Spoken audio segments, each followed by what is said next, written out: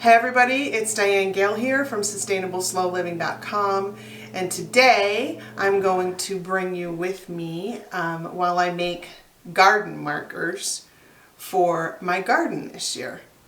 This is a project that I've wanted to do for a long time, and I finally just dove in and did it, and I think they came out great. So I wanted to show you how to do them. I don't know if you can see those.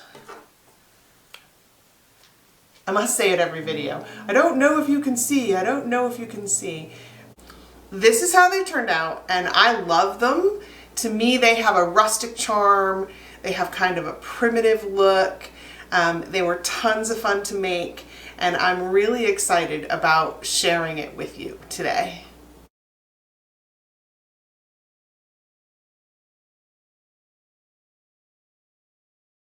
The very first thing you have to do if you're going to do this project is to collect some sticks and stones. So I went out for a walk and I collected sticks and stones.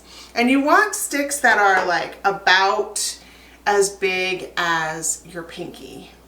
They can be a little bit bigger, right? But don't go too big. These were also a lot longer, and then I cut them into smaller lengths. I actually broke them into like maybe a 13-inch, 14-inch length.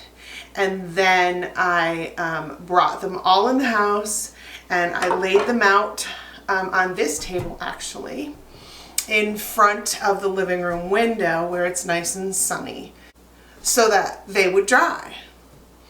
And then I collected stones. The stones you want to have at least one flat surface. It's better if they have two flat surfaces, and you don't want them to be very thick. You'll see that some of them that I collected were thicker. This one is already painted on. We'll get to that. And then if you take a look at these that I did, you'll see like this one in particular, I liked the color of it a lot, and it had a perfect flat surface, and I even liked that kind of triangle shape. The back of it is kind of a big hump, and it's a little harder to wrap when they're like this. I love the way that it looks, and I think that it's worth the effort. So if you don't have a flat surface on the back and you're willing to put a little more effort into wrapping them, then go for it. But they are harder to work with, just so that you know. So anyway, you go out, you collect your sticks and your stones, you've laid your sticks out, take your stones over to the kitchen sink, and put them under some running water with like an old toothbrush or some small scrub brush, and clean all of the dirt off of them, and then lay them out with your sticks to dry. I just put a couple pieces of newspaper and a paper towel underneath them so that they weren't wet on my table surface. And then I let them sit there for about 24 hours so that I was sure that they were dry, because the stones are porous and I didn't want any water coming up through them, you know, when I painted that pretty white oval on the front where you're going to write the name.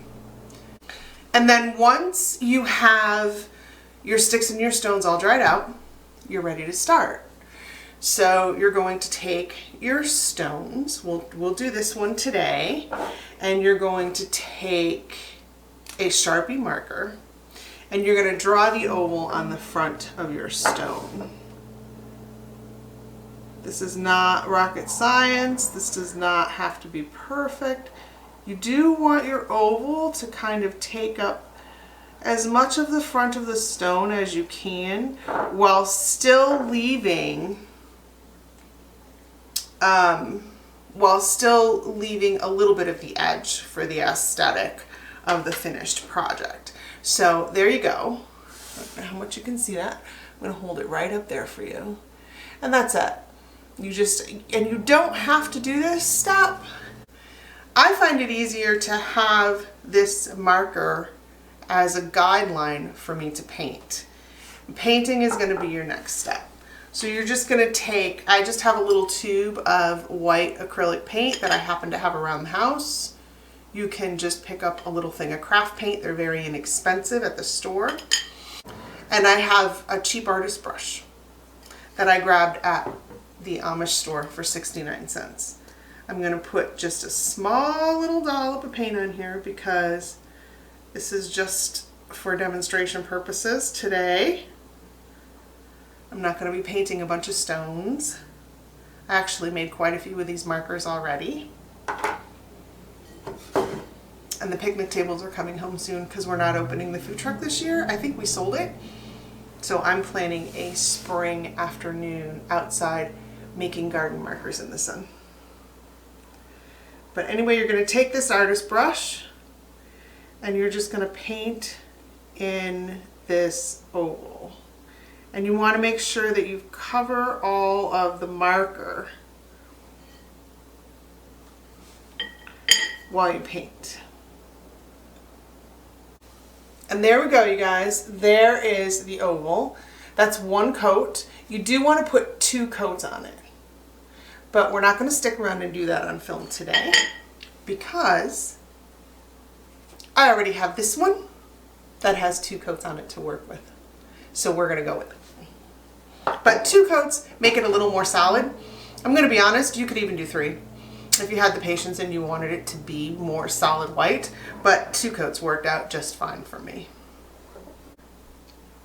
Now that you've got your painted stone, you've got one of the 3 main elements to make your garden markers. And you have your twigs and they're at about 13 or 14 inches. You're gonna, I made them slightly bigger. I want them to be about 12 inches, but I made them slightly bigger because I'm gonna cut them with these pruning shears just to make the top of them kind of, I don't know, I like the slanted look. You can also just leave them with, you know, with that broken kind of more primitive look. I'm struggling for words, as you can see, but cut them if you choose, leave them if you choose. The same with the bottom. You can cut the bottom. This one is already cut, or not. It's totally up to you. I liked the top of mine cut. That is 2 of the main elements. And the next thing that you're going to want is a 4-foot length of jute twine. You don't need nearly 4 feet, but I found, particularly with the odd shaped stones, that it was, they took more than I expected, more twine. And it's a lot easier to work with extra twine than it is to start to run, you know, you're getting close to the end and you're getting kind of short on twine. So I just cut a 4-foot length and it worked out for me in every case with every stone that I had to wrap. Okay, so now you have your 3 main elements. You have your painted stone, you have your twig, you have your jute twine. We are going to wrap this. I am going to bring you down here and get you focused in on the table so that you can see me wrap it. It's very hard to describe how to wrap it. I did put directions in the blog post and I tried to put really great pictures in there for you. It was hard to do, so I want to show you close up on camera and hopefully I'm not going to fumble about. The first couple times that I wrapped one of these, it took me a little bit. It was 3 or 4 tries, but then I got really good at it. You have to hold the stone, you have to hold the stick, you have to hold the string, and you have to pull it all really tight and keep it secure. And it's a little bit of a balancing act, but once you get really good at it, you can start kind of whipping these garden markers out like nothing, and it's very relaxing. A little bit frustrating in the beginning, so just a little warning there. So, all right, let me bring you down to the table where you can see me wrap this, and hopefully that's going to go well, and I'm not going to look foolish while I'm wrapping. All right, you guys, so here we go. You want to start, trying to see if you can see there. You want to start with a little bit of a tail. On the left side. I guess if you're left-handed you could do it on the right side, it would be just as easy. And then you're going to want to wrap this twine around 3 or 4 times.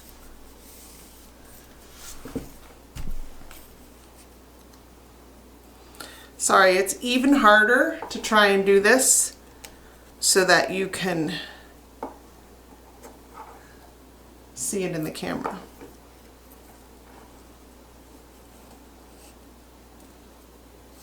Okay, and then you are going to want to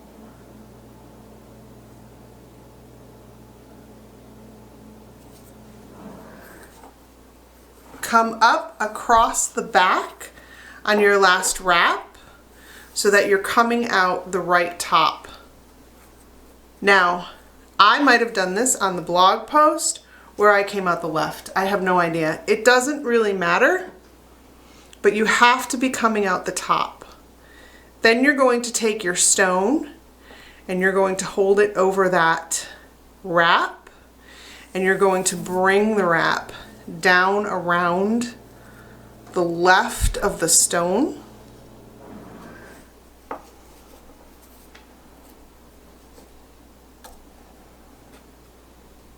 Right? See how hard it is to hold everything together? And wrap it tight. And then very tightly wrap.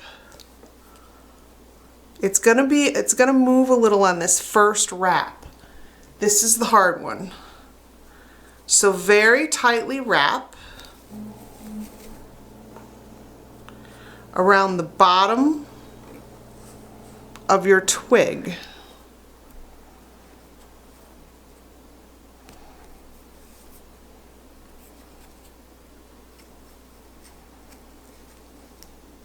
To get it nice and secure. Make sure you're going all the way around. Go all the way around twice to give it even more security.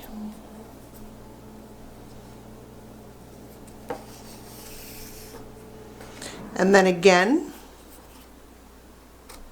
you want to come up around the back of the stick. This time you want to come out on the left and go around the right of your stone. And this is where you're going to start to get a little bit more security, and it's going to be a little easier to hold on to.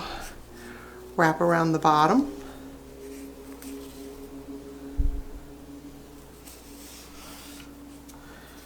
Twice. And then we're going to repeat. Come up around the back to the right of the stone, wrap around the left, wrap around the bottom. You can do it just once at this point.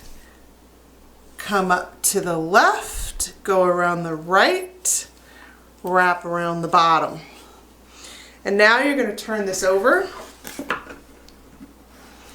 and you're going to have your tail, and you're going to have your string, and you're just going to pull them together nice and tight, tie them together nice and tight, and then again to make a knot.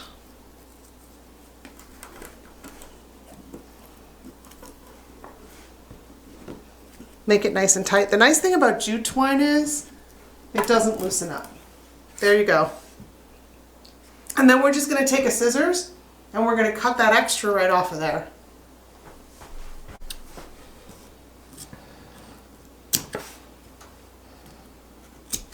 That's it, you guys. It's done.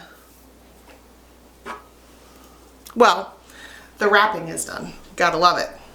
And then you're going to take your twine and you're going to try to move it as much as you can without loosening it, so that you're exposing as much of the white part of the stone as possible. It will nudge along just a little at a time. This is where I had trouble the first few times that I wrapped one, because every time I would try and nudge that along, it would all fall apart. But there it is, and it's nice and sturdy. All of these are nice and sturdy, and they should be securely attached when you're done. You should be able to do this with them. I think it's pretty great. Now, the last thing you're going to do is you're going to take your Sharpie. Where did I put the Sharpie? And you're just going to write the name of the flower or herb or veggie or plant, house plant, that you're going to use the marker for on that white space. And try not to touch the, I'm going to go over this twice. Try not to touch the rope. I just messed up the A a little. I guess I'm not really that great at it yet. But anyway, there we go. I did sage because it's nice and short and easy. And you're done. You've got a really cool garden marker that didn't take you long to make at all. They're going to last for quite a while. I've never had them before, so I don't know for how long. But I do know that the twine will shrink when it gets wet. So if it's outdoors, if you're watering, or it's raining, the twine is going to become tighter, and they should last for quite some time. I think probably you'll have to rewrap them maybe every 3 or 4 years. I'm hoping to get maybe even a little more than that out of them. But I think they're fun. I think they're cute. I think you can do them in an afternoon, and I hope you're going to make some for yourself. They can be used for so many things. They make a great addition to veggie rows in a garden. They're fabulous for if potted plants outdoors, for potted houseplants indoors, if you plant herbs or flowers or some other plant, decorative plant around your yard, in the garden beds around your house. They can be used there. They're just really versatile and really fun. And if you don't want to go through all the trouble of using the sticks and the twine and the wrapping, if you're just not into that, you can just paint the white oval on the stone. You can take the Sharpie and you can write the name of the veggie or plant or herb on the stone, and you can just set the stone in the dirt at the end of your veggie row, and you'll have simple, easy garden markers. You won't have to wrap them with the twine. But I personally would not give up the wrapping with the twine because I just think it's great. I really do. I think they're fabulous. Before you go, make sure that you hit the subscribe button so that you're subscribed to the channel, the notification bell so that you get notified every time that I put out a new video, and do hit the thumbs up. The thumbs up lets YouTube know that you like the content that I'm putting out, and then they will share it with even more people. It helps my channel a lot as I'm trying to grow, and I greatly appreciate it. It's been wonderful being here with you today, and we're going to get together again real soon.